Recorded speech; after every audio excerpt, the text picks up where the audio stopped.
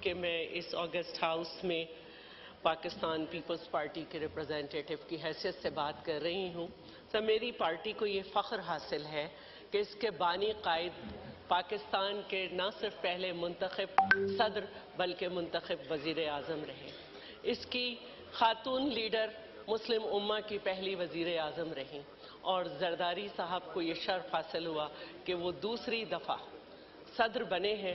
اور اس بات کے ساتھ مجھے یہ فخر ہے کہ جب آج میں اس اسپیچ پر جس پہ بہت کم بات کی جا رہی ہے، جس کو نہ سنا گیا ہے اور نہ ہی بعد میں پڑھنے کی کوشش کی گئی ہے، میں اس کو پاکستان پیپلز پارٹی کے نظریے اور پالیسی کے آئینے میں اس پہ بات کرنا چاہتی ہوں۔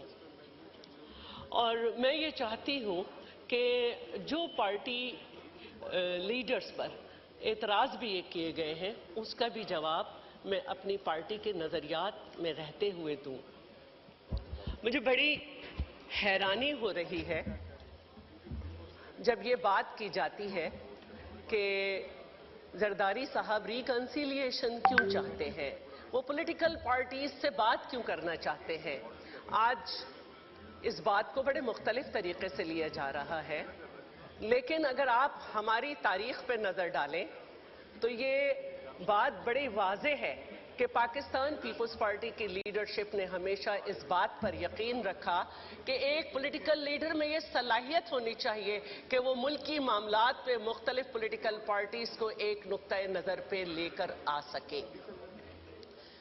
سر ذوالفقار علی بھٹو شہید نے جب سیاست کو جوائن کیا تو اس کے صرف 4 دن بعد اس ملک میں پہلا مارشل لا لگ گیا۔ شہید ذوالفقار علی بھٹو لینن اور ماؤ کے فالوورز تھے، اور لینن کی یہ سیئنگ ہے کہ آپ کو اپنی عوام سے ہمیشہ ٹچ میں رہنا چاہیے اور اس کے لیے آپ کو سیاست کرنی چاہیے، چاہے آپ کو رائٹ ونگ کی سیاست کرنی پڑے۔ تو ذوالفقار علی بھٹو نے نہ صرف یہ کہ اپنے آپ کو منوایا، وہ اس وقت ایک قابل ترین نوجوان تھے، لیکن جب وہ تاشقند گئے تو وہاں سے انہوں نے ڈکٹیٹر سے بیزاری کا اعلان شروع کیا، کیونکہ وہ یہ سمجھتے تھے کہ جو ہم نے جنگ جیتی ہے وہ ہم ٹیبل پہ ہار رہے ہیں۔ اور اس کے بعد یہ ہوا کہ مسئلہ کشمیر کو پریفر کرتے ہوئے ہماری پارٹی کی بنیاد رکھی گئی۔ یہ بات یہاں رکی نہیں، ہمیں پورے راستے دیے ہیں پارٹی نے کہ خواتین سیاستدان کو کیا کرنا ہے اور مرد سیاستدان کو بھی کیا کرنا ہے۔ بیگم نصرت بھٹو پہلی خاتون تھی جنہوں نے مارشل لا کو چیلنج کیا جب شہید ذوالفقار علی بھٹو جیل میں تھے، اور وقت نے یہ ثابت کیا کہ بے شک ہمیں راستے سے ہٹایا جائے، ہماری لیڈرشپ کو قتل کیا جائے، لیکن ہم اپنی پارٹی کی پالیسی کو، اپنی پارٹی کے نظریے کو لے کے آگے چلیں گے۔ تو پہلے میں یہ بات بتا دوں کہ وہ شخص جس نے اپنے عروج میں پارٹی بنائی، مارشل لا کو چیلنج کیا، جیل گیا، اس کے پاس راستہ تھا، اس کے پاس جوانی تھی، اس کے پاس لوگ تھے، اس کے پاس شخصیت تھی کہ وہ چمچہ گیری کی سیاست کرتا رہتا، لیکن اس نے عمل سے یہ ثابت کر دیا کہ اس ملک میں مارشل لا نہیں چلے گا، ڈکٹیٹرز نہیں رکیں گے اور آگے بڑھنا ہوگا۔ سر اس کے بعد کسی لیڈر کے پاس یہ گنجائش نہیں ہے کہ وہ کٹ پتلی بنے، تھرڈ آپشن بنے اور نئے نعرے لگا کر بے وقوف بنائے۔ ذوالفقار علی بھٹو راستہ دے چکا ہے، اور یہ جو ریکنسیلیشن کی بات پہ تانا دیا جاتا ہے تو میں ایک دفعہ پھر اپنی پارٹی کی تاریخ کے آئینے میں جاؤں گی۔ مجھے یاد آتا ہے شملہ جاتے وقت کس طرح شہید ذوالفقار علی بھٹو نے اپنے اپوننٹ لیڈر سے اسمبلی کے اندر اتفاق رائے لیا، اعتماد لیا، اور پھر جا کر وہ یادگار شملہ کانفرنس جو ہے وہ شملہ کا سمٹ ہوئی۔ تو میں یہاں پہ پارٹی رکی نہیں سر۔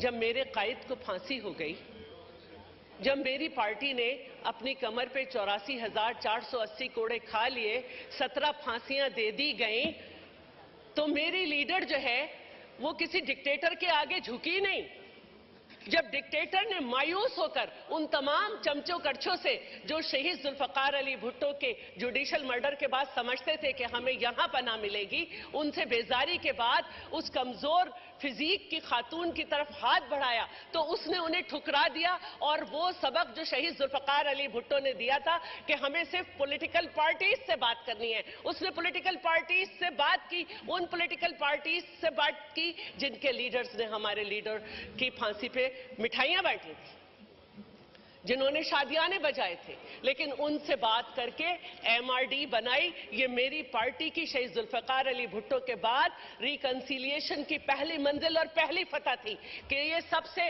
उसने मनवाया कि इस मुल्क में डेमोक्रेसी थी जिसे डिक्टेटर ने खत्म किया और अब हमने उसकी मूवमेंट करनी है रेस्टोरेशन की। तो ये रिकंसिलिएशन हमारी पार्टी का वतीरा है और हम हमेशा पॉलिटिकल पार्टी से रिकंसिलिएशन करते रहेंगे। अरे भाई, क्या हुआ है? क्या किसी लीडर को जुडिशियल मर्डर कर दिया गया है? क्या किसी लीडर को 11 साल एक मर्तबा और 3 साल मुख्तलिफ मर्तबा करके बगैर किसी सजा के जेल में रखा गया है? क्या उसकी जबान काटी गई है? क्या वजीर आजम को गलत सजा दे के घर भेज दिया गया है? कुछ भी नहीं हुआ है। आइए बात करें। आपको शिकायत है, सबको शिकायत रही हमेशा कि इस मुल्क में कैसे इलेक्शंस होते हैं। हमसे पूछें कैसे होते हैं। रातों रात अपनी किताबों में लिखा, अपने आप को मुख्तलिफ जगह की पैदावार कहने वालों ने, सिंध के लोगों ने, कि जी हमने रातों रात इमाम मस्जिद खड़े किया इलेक्शन के लिए क्योंकि हमें कहा था।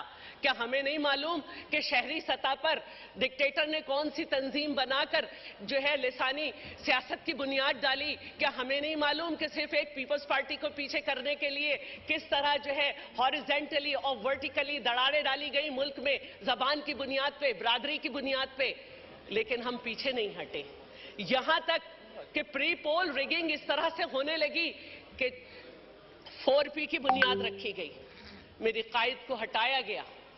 फिर यहां पे रुकी नहीं प्री पोल रिगिंग की सिलसिला, मेरी कायद को शहीद कर दिया गया इलेक्शन से पहले, लेकिन हम आगे बढ़ते रहे। फिर इलेक्शन आए तो जनाब ये हुआ कि पीपल्स पार्टी इलेक्शन नहीं लड़ सकती क्योंकि तालिबान जो है उनकी ये धमकी है कि वो उसे उनके जोलसे को बॉम्ब से उड़ा देंगे। तमाम पॉलिटिकल पार्टीज उचक उचक के अपनी जो है वो कैंपेन चलाती रहीं, लेकिन हमने पॉलिटिकल पार्टी ही से बात की।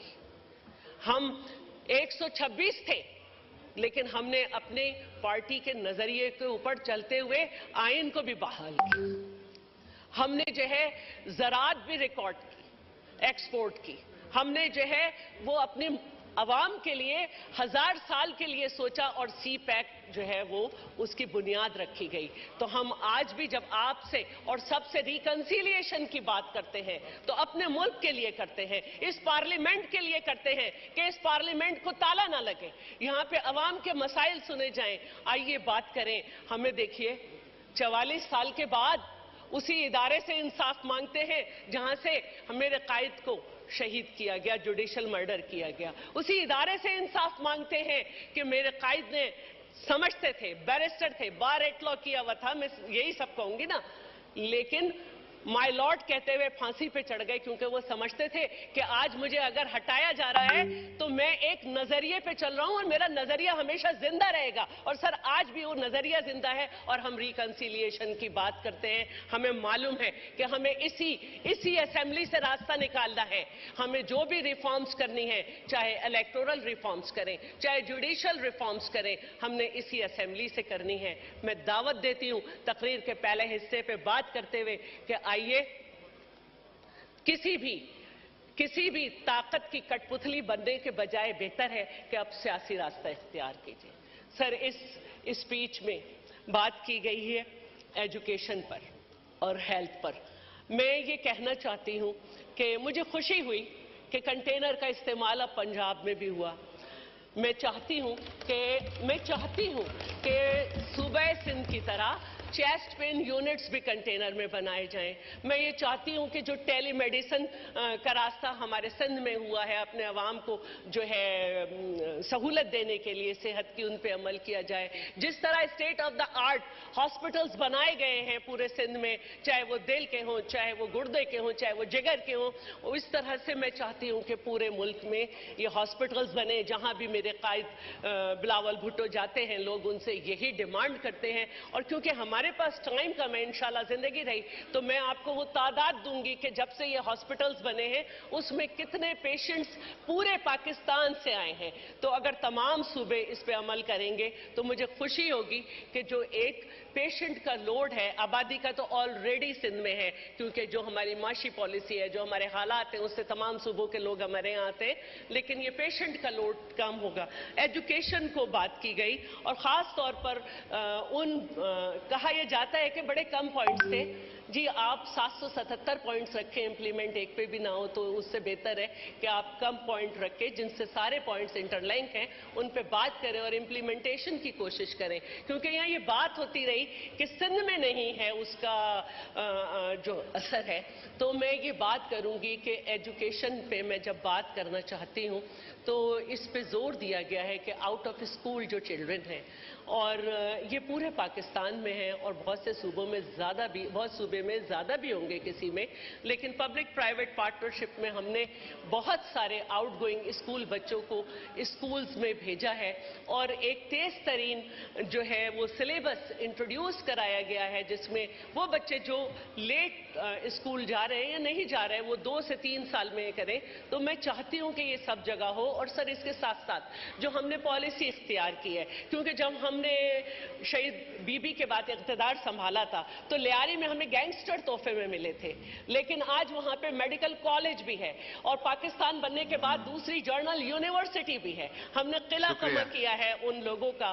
और मैं ये चाहती हूँ कि जिस तरह सिंध मदरसतुल इस्लाम, कॉमिक्स कॉलेज और लॉ कॉलेज को हमने यूनिवर्सिटी के दर्जे दिए और 15 से ज्यादा यूनिवर्सिटीज का क़याम अमल में आया है, एजुकेशन को फोकस करें और खास तौर पे लड़कियों की बात की है। शुक्रिया सर, मैं थोड़ी सी बस स्पीच को कवर कर लें। 12 मिनट हो गए प्लीज।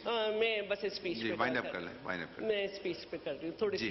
तो ये जो सिर्फ बच्चियों के भी आउट ऑफ स्कूल है, इनके अलावा खवातीन के ऊपर ज्यादा से ज्यादा उनके लीगल प्रोटेक्शन पे हमने सबसे ज्यादा काम किया है। मैं दावत देती हूँ तमाम सूबों को कि वो चाइल्ड मैरिज रेस्ट्रेंट एक्ट, बच्चों की शादी की उम्र के ऊपर बात की जाए। तमाम सूबों में गुनाह समझा जाता है इस पे। और prevention and protection from the domestic law जो सिंध का है, इसको प्लीज सब इसको स्टडी करें और इस पे बात करें। इसके अलावा मैं ये बात करना चाहती हूँ कि शहीद जुल्फ़कार अली भुट्टो ने सीटों और सेंटरों से निकाल के जो चाइना की तरफ रुख किया और 5000 मुरब्बा मील के साथ K2 हमारे हिस्से में आया, हमें अपने इन दोस्तों की तरफ तवज्जो देनी है। इस्लामी सरबराही कॉन्फ्रेंस को याद करती हूँ तो टर्की, सऊदी अरब, ईरान और इन सबको अपने दोस्तों को भूलना नहीं चाहिए। सर, छोटी छोटी बातें, छोटे छोटे तोहफों पे मुल्कों से दोस्ती खराब नहीं की जाती है। नीयत को, इंसान को मजबूत रख के पाकिस्तान के लिए सोचना चाहिए। जहां कश्मीर की बात है तो मैं ये समझती हूँ कि 1000 साल में हमें अगर जंग करनी पड़ी तो हम इस बात को भूलते नहीं कि ये मेरे कायद ने कहा है। फाइनेंस पे मैं सिर्फ ये बात करना चाहती हूँ कि बार बार ये बात हो रही है कि चार्टर ऑफ इकोनॉमी होना चाहिए ताकि हम वो बार बार खिफत ना उठा सकें जो एक दफ़ा हमने 97 में उठाई कि जो हमारे पावर प्रोजेक्ट्स थे वो लपेट दिए गए। फिर CPAC पे भी यही बात होती है। तो ये चीज़ें हैं जो हमें करनी है। लेकिन इसके साथ साथ मैं एक बात बस आखिरी ये करना चाहती हूँ कि सर देखें, जब हम बात करें तो तारीख को समझ के करें। कोटा सिस्टम जो है, ये कोटा जो है ये फेडरल सब्जेक्ट है और शहीद जुल्फ़कार अली भुट्टो ने 10 साल के लिए लगाया था। चौथे साल उन्होंने अपनी हुकूमत ख़त्म की। उसके बाद हम बहुत अरसे फेडरल में नहीं थे, लेकिन जहां से ये सवाल उठ रहा है, आप हर फेडरल हुकूमत का हिस्सा थे। आपने कभी एक रेजोल्यूशन नहीं इस पे दी कि कोटा सिस्टम को खत्म किया जाए। Thank you Nisar Ahmad.